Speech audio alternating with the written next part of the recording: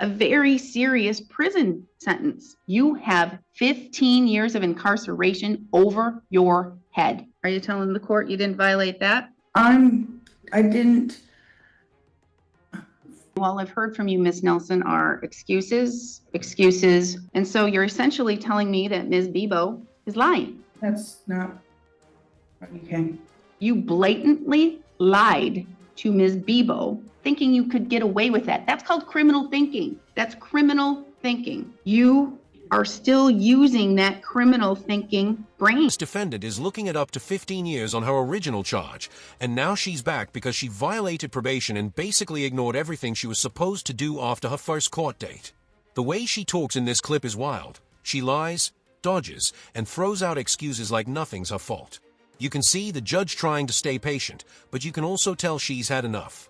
I don't know how this girl thought things would end well when she clearly didn't follow any of her probation rules. And the ending here is honestly one of the toughest verdicts we've seen in a while, and it's completely deserved. Let me know if you think the judge went too far or if this was exactly what needed to happen. Let's get into it. We have Kelly Nelson appearing by video conferencing in custody in Burnett County Jail. We're set here today in this matter due to a request and a petition to amend the judgment of conviction and add some conditional jail time due to some violations that are alleged to have occurred by Ms. Nelson. This is a very serious case. The court recalls the facts very clearly as it relates to this matter. And Ms. Nelson was given a very sweet plea deal with the state to plead to possession with intent methamphetamine, over 3 grams but less than 10, a Class E felony, and she did receive probation instead of a prison sentence at that time. So Ms. Bebo, we're here due to the department's request for conditional jail.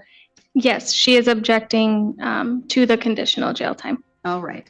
So Ms. Bebo, can you please provide the information and recommendation to me, please, to the court? Yes. So due to some methamphetamine use, possession, she refused to provide UAs while in custody during that time and refused to go to court.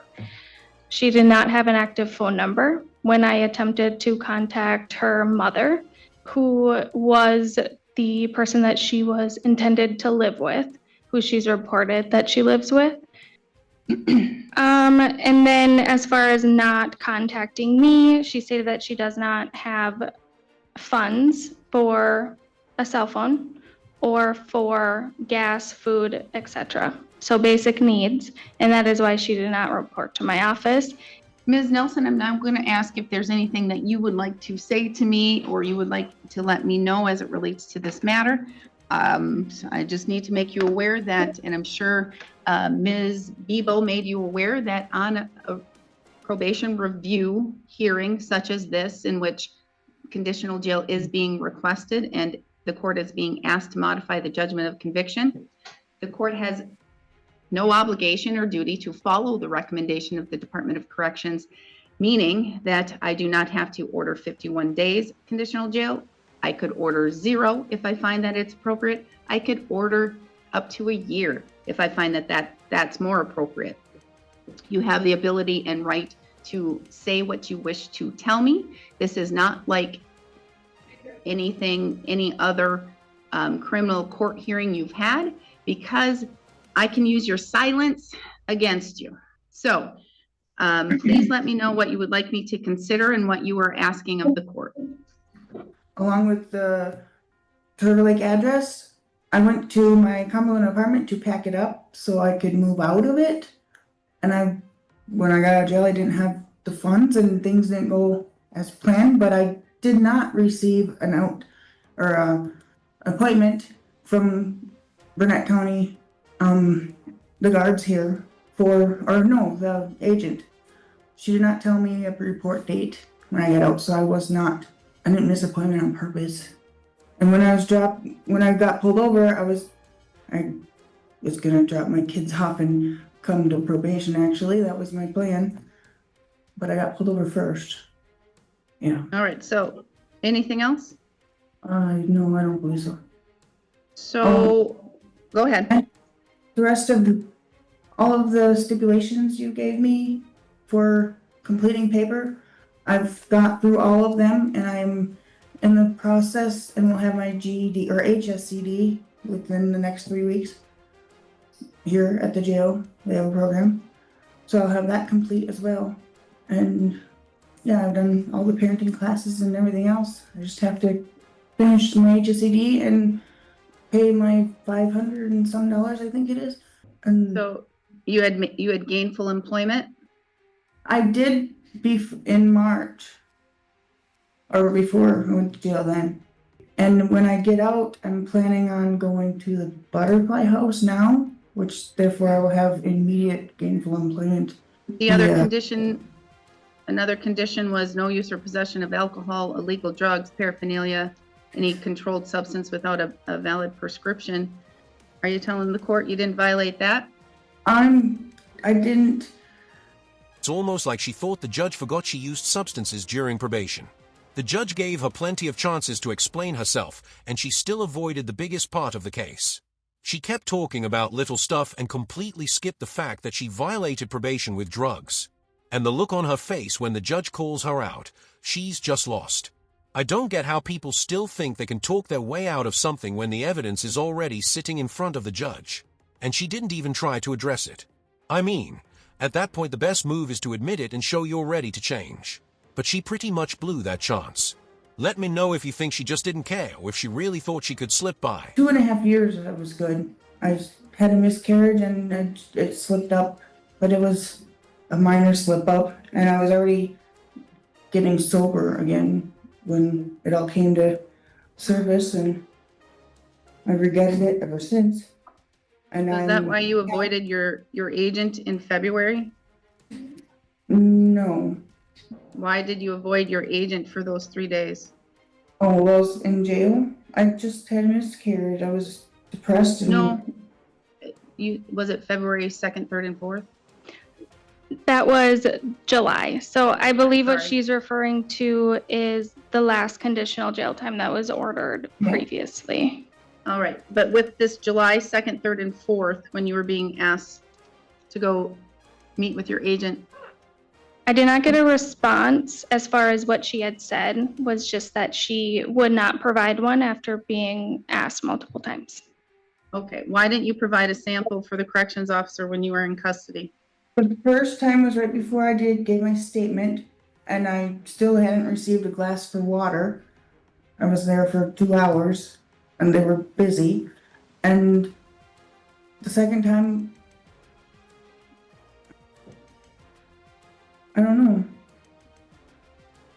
How about the third time? I don't even remember being asked a second or third time, honestly. All right.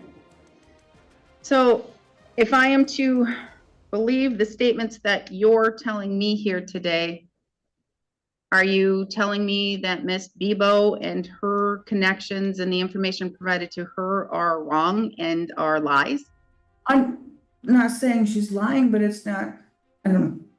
The address thing is not what, I don't know.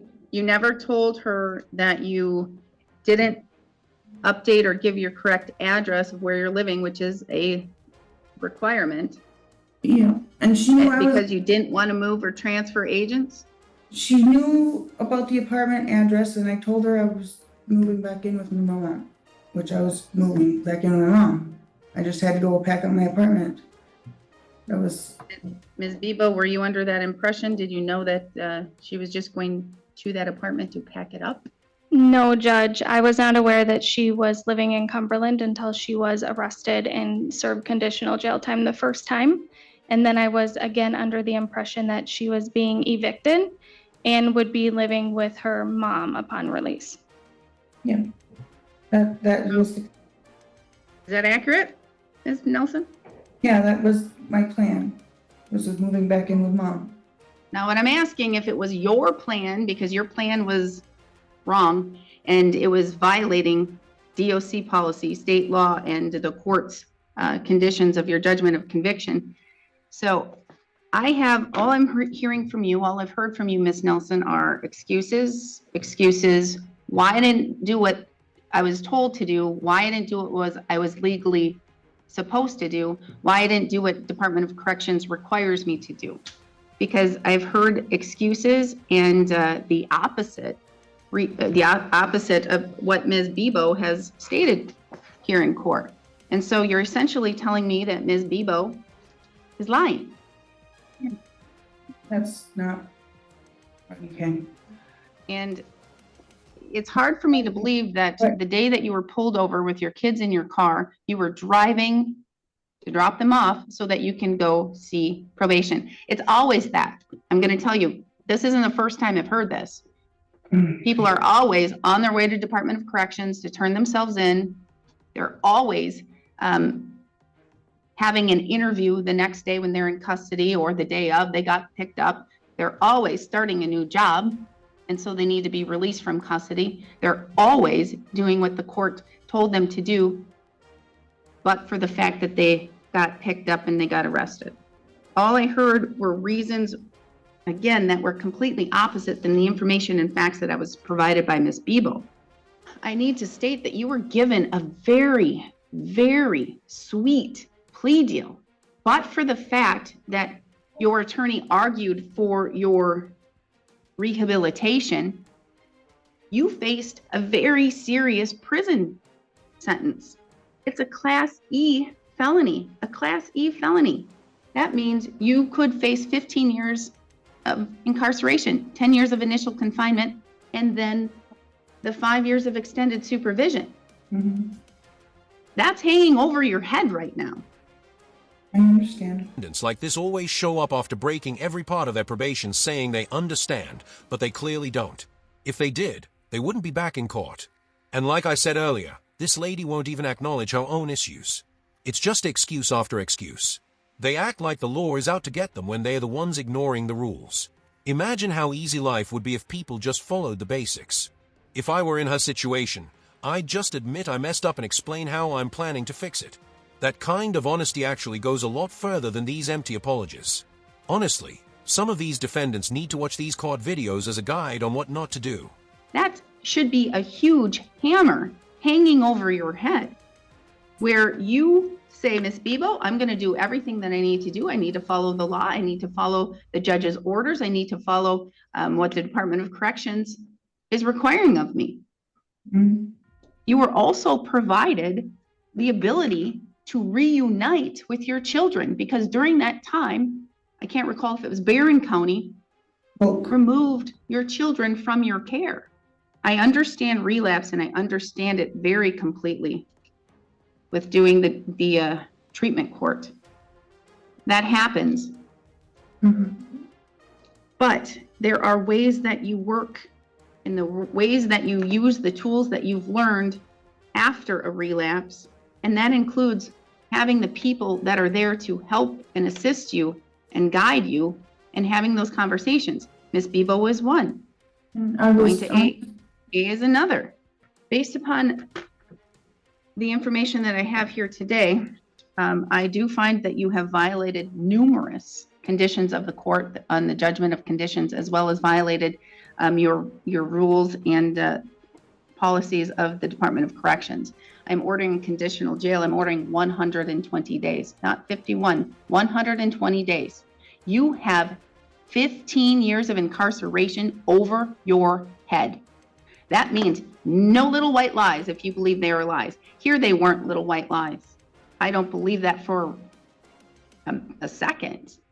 You blatantly lied to Ms. Bebo and to others of authority to do what you want, how you wanted to do it, thinking you could get away with that. That's called criminal thinking. That's criminal thinking. Has she been engaged in any MRT or other such programs? She was not enrolled in any program when she got transferred to my case, no. All right, well, I'm also going to order that. She has to do either a thinking for a change or breaking barriers, MRT, something of that nature. Polk County just started MRT. Okay, excellent. You are still using that criminal thinking brain. I understand the loss, a miscarriage, but a loss of a child. I completely understand that. I understand having the sorrow and the pain. I also understand reaching out to others who can keep you on that sober path and keep you on the non-criminal path. Because Ms. Nelson, it may come down to it where the department's going to next ask that you be revoked and you be sentenced with 10 years of initial confinement and 5 years of extended supervision hanging over your head. That is nothing that you should take lightly. So 120 days from date of arrest or pickup, and it appears that I'm going to have more probation review hearings with Ms. Nelson because she's not understanding the risk. If she needs the court to babysit her to make sure that she understands that risk, I will. A 120-day sentence sounds heavy, especially when the state only asked for 51, but honestly it makes sense. Hey, she lied to the judge, refused to take responsibility, and even misled her probation officer. It just kept stacking up for her. You can't keep getting second chances when you don't learn from the first one. Yeah, she's had a tough past, but that's still not an excuse. Courtroom expectations aren't about being perfect, they're about being accountable, and she wasn't. So even though the sentence feels harsh, I actually think the judge made the right call. She had every chance to do the right thing, and she didn't. Let me know if you think the sentence was fair, or if the judge pushed too hard. Thanks for watching, take care.